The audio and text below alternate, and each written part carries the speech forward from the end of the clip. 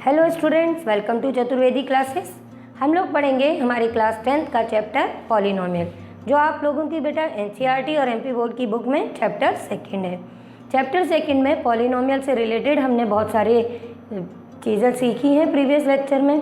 आज उन्हीं को कैसे एग्जीक्यूट करना है वो सीखेंगे, जिसके लिए हमने क्वेश्चन लिया है एक्सरसाइज 2.2 के क्वेश्चन नंबर फर्स्ट का फर्स्ट। इस क्वेश्चन में क्या गिवन है पहले वो देख लीजिए कि find the zeros of the following quadratic polynomial and verify the relationship between the zeros and the coefficients. आपको समझ में आ गया होगा कि ये जो पॉलिनोमियल हमारे पास में दी है x² - 2x - 8, पहले हमको इसको जीरोज फाइंड करने हैं और उसके बाद में इसके जीरोज और कोफिशिएंट्स का रिलेशनशिप वेरीफाई करना है। तो चलो बच्चों शुरू करें। सबसे पहले आपकी जो पॉलिनोमियल गिवन है आप इसको स्टार्ट करेंगे। तो क्योंकि यहाँ पे वेरिएबल x गिवन है तो हम इसको वेरिएबल x में लिख लेंगे कि हमारी given polynomial p of x x² - 2x - 8 है। अब कभी भी आपको कोई भी क्वाड्रेटिक पॉलिनोमियल गिवन हो तो वहाँ पर उसको ज़ीरोज़ निकालने के लिए पहले आपको उसको फैक्टराइज करना पड़ेगा। फैक्टराइज करने के बेसिक रूल क्या रहते हैं कि हम यहाँ पर जब कभी भी क्वाड्रेटिक पॉलिनोमियल है हम यहाँ पर आइडेंटिटीज़ यूज़ करते हैं जो हम लोगों ने पहले पढ़ रखी हैं प्रीवियस क्लासेस में। वो क्या क्या है बेटा, ध्यान देना कि एक है आपकी a + b होल स्क्वायर, तो ये a² + b² + 2ab। दूसरी आपने आइडेंटिटी सीख रखी है a - b का whole square, a² + b² - 2ab। Third आपने सीखा हुआ है कि a - b a + b = a² - b²। ये आइडेंटिटीज़ बेटा आप लोगों ने पढ़ी हुई है ना। तो यहाँ पर इनका यूज़ करते हैं हम फैक्टराइज करने के लिए, और अगर ये आइडेंटिटीज़ हमारी यूज़ नहीं हो पाती तो हम स्प्लिटिंग द मिडिल टर्म का यूज़ करते हैं। स्प्लिटिंग द मिडिल टर्म के लिए भी हम लोग ने आइडेंटिटी पढ़ी थी कि x + a × x + b अगर हम करते हैं तो वो किसके इक्वल आता है, x² + a + b × x + ab के इक्वल आता है। ये याद है ना। तो अब हमने जब आइडेंटिटीज़ पढ़ी थी तो हमने इसका एक्सपांशन के लिए यूज़ ज़्यादा किया था कि a - b होल स्क्वायर आ गया तो ये इसके इक्वल होता है। अब हम यूज़ किस फॉर्म में करेंगे, अब हम ये देखेंगे कि अगर ये टर्म है तो हम इनको इस फॉर्म में चेंज कर दें। मीन्स हमारे पास में गिवन क्वाड्रेटिक, ये सभी बेटा देख रहे हो ना, ये सभी क्वाड्रेटिक है। क्यों है, क्योंकि इसमें अपने को दिख रहा है कि पावर क्या है बेटा, 2 है। तो हमारे पास में जो क्वाड्रेटिक इक्वेशंस होंगी वो इस फॉर्म में, इस फॉर्म में, इस फॉर्म में या इस फॉर्म में, किसी भी फॉर्म में हो सकती हैं। तो हम इनको क्या करेंगे, चेंज कर देंगे इनके इन फॉर्म्स में।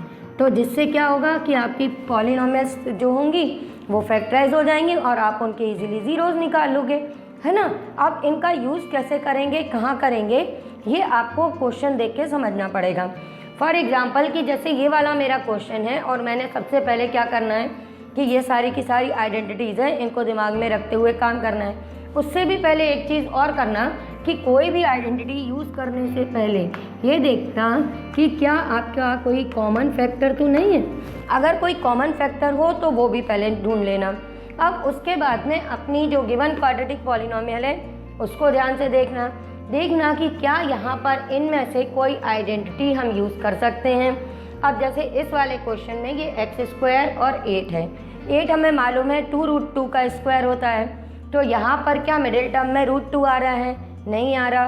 तो इसका मतलब ये हुआ कि जब हमारे पास में जो हमारा वेरिएबल वाली टर्म है वो तो स्क्वायर हो रही है और जो कांस्टेंट टर्म है उसका स्क्वायर यूज़ करने पर हमको मिडिल टर्म नहीं मिल रही।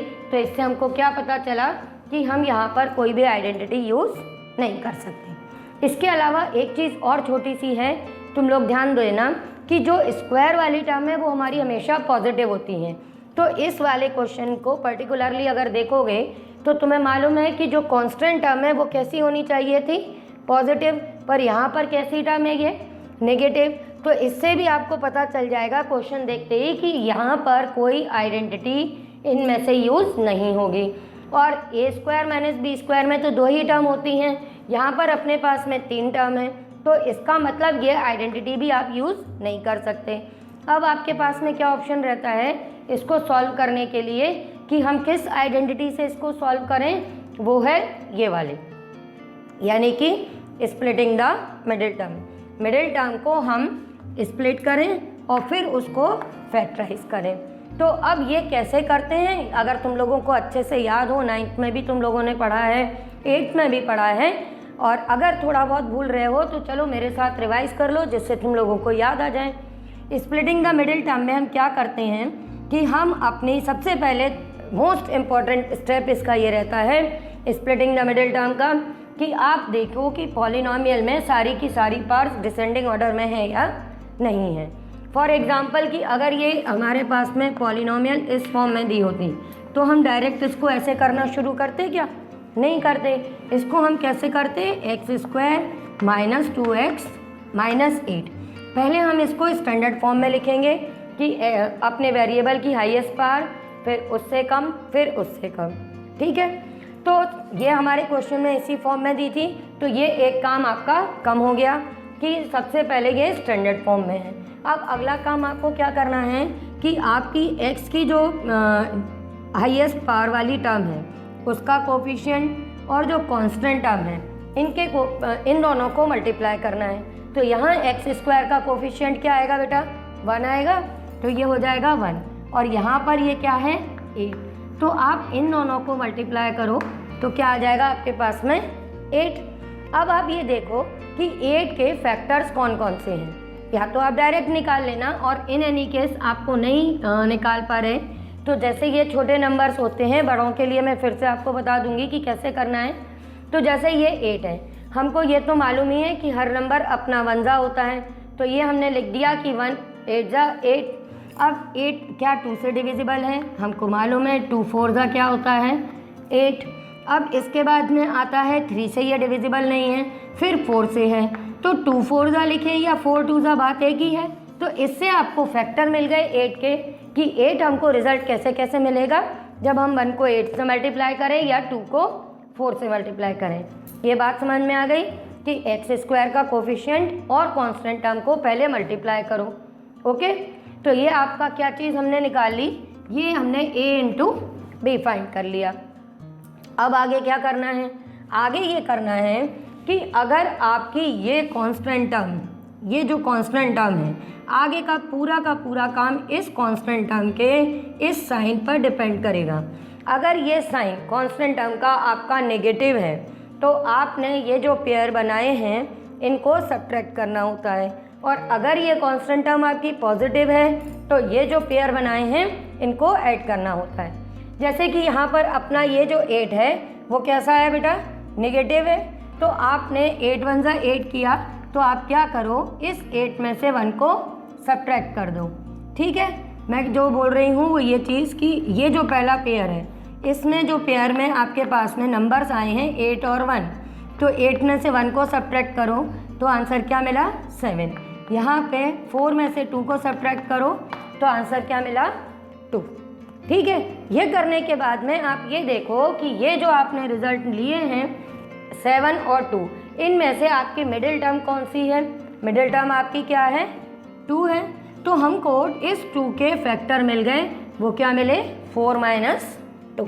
अब इनका यूज़ करेंगे हम अपनी मिडिल टर्म को स्प्लिट करने में, तो ये 2 को हम क्या लिख देंगे? 4x minus 2x minus 8। समझ में आया बेटा? क्या किया मैंने इसके और इसके कोफिशिएंट को मल्टीप्लाई किया, फिर जो रिज़ल्ट आया 8, इसको देखा कि इसके और क्या फैक्टर्स हैं, वो फैक्टर्स फाइंड कर लिए। उसके बाद में क्योंकि ये 8 नेगेटिव था तो इनको सब्ट्रैक्ट किया और इनके रिज़ल्ट देखे। रिज़ल्ट आने के बाद ये देखा कि इन दोनों रिज़ल्ट में से मिडिल टर्म कौन सी है। जो मिडिल टर्म है 2, तो वो देखा कि मुझे कहाँ से मिली थी, 4 माइनस 2 करके, और वो हमने यहाँ पे लिख दी। अच्छे से समझ में आ गया? बस अब इसके बाद कोई बड़ा काम नहीं है। इसके बाद आप ब्रैकेट ओपन करना, तो ये negative 4x negative negative positive हो जाएगा ये। इसके बाद आप कॉमन ले लेना। जब आप कॉमन लोगे तो यहाँ से x कॉमन आ रहा है, आपको दिख रहा है ये x माइनस 4, 2x और 8 में से अपने पास 2 कॉमन आएगा, ये हो जाएगा बेटा x माइनस 4। अब इस स्टेप के बाद हमेशा 1 सेकंड के लिए ये ज़रूर देख लेना कि आपने जो दोनों जगह कॉमन लिया है वो टर्म सेम आ रही है कि नहीं। अगर ये टर्म सेम आ रही है तो आप समझ जाना कि आपका फैक्टराइजेशन बिल्कुल सही है और ये आपके कॉमन आ गए, x minus 4 and x plus 2। बस ये काम कर लिया। इसके बाद देखो आप कितना जल्दी जल्दी अपना काम होगा।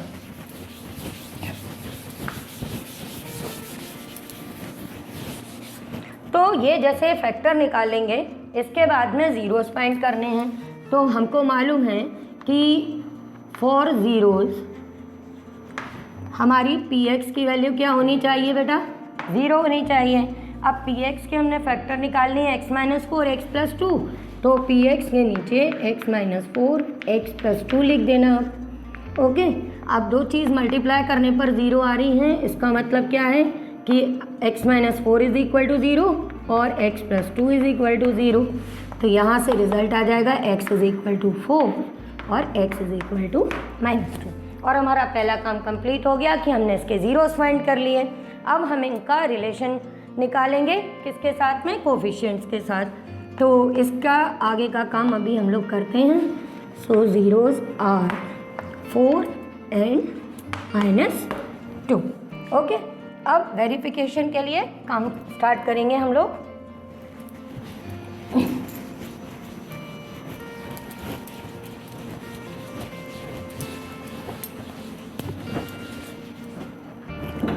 अब सबसे पहले आपको क्या करना है वेरिफिकेशन में, सबसे पहले आप निकालना सम ऑफ द ज़ीरोस। तो आपके दोनों ज़ीरोस क्या हैं, 4 और माइनस 2, तो आप इन दोनों को ऐड करना तो ये आएगा 4 माइनस 2, आंसर आ जाएगा 2। अब इसके बाद में आप लोगों को रिलेशन मैंने बताया था ना बेटा कि रिलेशन में क्या होता है, पहला वाला जो रिलेशन होता है वो नेगेटिव होता है, वो होता है कोफिशिएंट ऑफ। अब जैसे कि ये क्वाड्रेटिक इक्वेशन है तो डिनोमिनेटर में भी कोफिशिएंट ऑफ आता है और सबसे क्वाड्रेटिक में हमेशा नीचे कोफिशिएंट ऑफ एक्स स्क्वायर होता है और ऊपर इससे एक कम पावर वाला यानी negative of coefficient of x. अब हमारी पॉलिनोमियल थी x square minus 2x minus 8, तो यहाँ पर x का कोफिशिएंट क्या है बेटा, नेगेटिव 2, तो यहाँ पर ये हो जाएगा नेगेटिव ऑफ नेगेटिव 2 और एक्स स्क्वायर का 1, तो ये आंसर क्या आ गया 2। तो देखा तुमने ये दोनों बराबर आ गए, तो यही हमको वेरीफाई करना था कि so this is equal to sum of the zeros. तो ये वेरिफिकेशन का हमारा पहला पार्ट कंप्लीट हो गया कि हमेशा negative coefficient of x upon coefficient of x square sum of the zeros के इक्वल आ जाएगा। फिर इसके बाद में हम निकालेंगे प्रोडक्ट ऑफ द ज़ीरोस।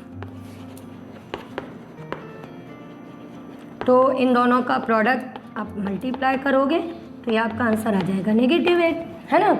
अब इसको हमको किससे रिलेट करना होता है, ध्यान है, ये होता है constant divided by coefficient of x square. नीचे कभी मत भूलना क्योंकि ये क्वाड्रेटिक है तो हमेशा नीचे एक्स स्क्वायर आएगा।